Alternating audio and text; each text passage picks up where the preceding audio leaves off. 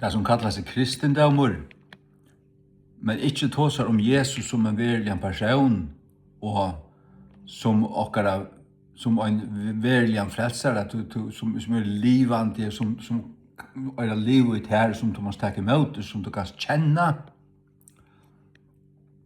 Ta i tåsar om kristendom og kristne virene, og kan enda tåsar om krossen, men det er bare som merke, ja? Og det er alt det som det innebærer. Men ikke tåler til at du tåsar om Jesus personlig, og kjenner Jesus personlig, så skal du vite at så er det falskt. Så er det religiøst, det er en religiøser ande her. Og det er det som ikke tåler Jesus personlig, livande i opprystningen som vi hører om, at han er ferdig til himmels og skal komme atter og alt det her, og at han er livet, han hører til denne bøn og kan svære og alt det her, og at han skal komme atter, ja. Og at han skal boast og tekast imot og til han sier deie, grævlegging og opprørsning, og han sier himmelsfyr og atterkomma, alt de 5 tingene her. Deie, grævlegging, opprørsning, himmelsfyr og atterkomma. Alt de tingene her, ja. Livande kristendom, hvis det ikke tåler livande kristendom, men tål som kristendom, tog jeg til suttja nekka godt ut hui, til jeg har opplevet det og sakna det, og vilja hava de kulturelle tingene, men ikke tåla Kristus. Ikke tåla han. Så er det falskt. Og tåsa deg om kristendom, og kristne virer, og kristendom, kyrkjena, og krossen, men ikke Jesus Kristus. Så kjenner de ikke han, så øyer de ikke han. Og så er det ikke kristendommer. Og kristendommer skal gjøre dere skilja, det er et religiøst ord. Det er fruktene som vi da ser i en mentan som har vært kristen. Det kallar vi kristendommer, men det er ikke Nye testamentlige ord. Du finner ikke kristendom i Nye testamentet.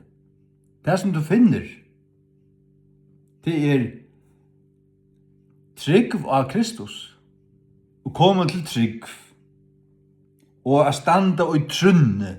Hva er det? Det er alt den Nye testamentlige læren, de chatten og tingene som nevnt for det her i Johanne.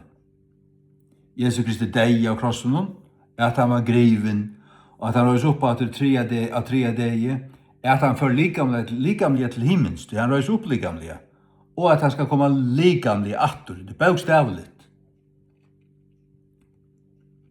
Det er tingene her du måste tryggva.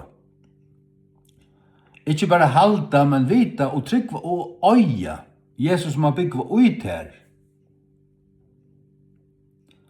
Så tar du høyre akkurat av neten eller ankra sending og tar som kristendom, men angan til Jesus, så skal du vite at det, så er det falskt. Angar erge kompani og anna slutt bras. Men også podcasts og imest du finner av neten. Du heldt det var godt, men nei, så sørst du sørst det, hese folk sin, ikke Jesus, det kjenner ikke han. Hva er det så?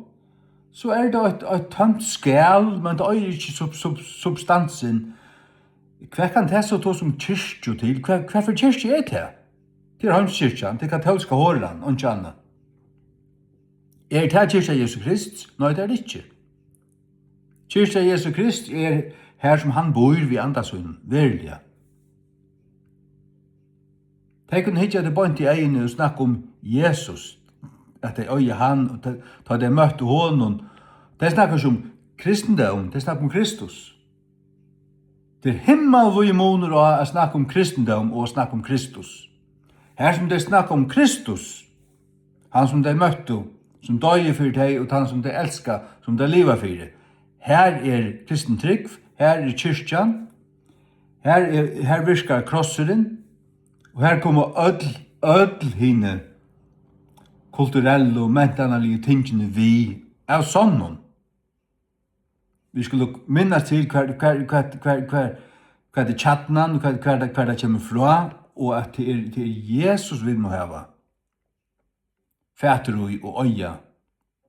Ikke det som det gode tingene som han djever okkon og samfellan, vi skulle hava han, og Jesu navnet. Amen.